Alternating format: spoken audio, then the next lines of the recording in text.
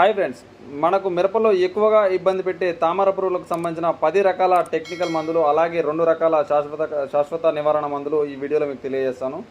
మనకు ఈ విధమైన గజ్జిముడత రావడానికి ప్రధాన కారణం తామర పురుగులు. ఎటువంటి వాతావరణంలోనే ఎక్కువగా తామర పురుగులు అనేవి మన మిరప పంట పైన అటాక్ చేస్తుంటాయి. అయితే వీటికి ఎలాంటి మందులు వాడుకోవాలి, మీకు 10 రకాల మందులు ఇక్కడ నేను తెలియజేస్తాను. 1 ఇమిడాక్లోప్రిడ్, 2 ఎసిటామాప్రైడ్, 3 డయోమిథైడ్, 4 ఇమామిక్తిన్ బెంజోనైడ్, అలాగే 5 ఇథియాన్, 6 ఫిప్రోనిల్, 7 స్పైనోసాట్, 8 స్పైనోటోరం, 9 థయోక్లోప్రైడ్, 10ది వచ్చేసరికి ఎసిపేట్.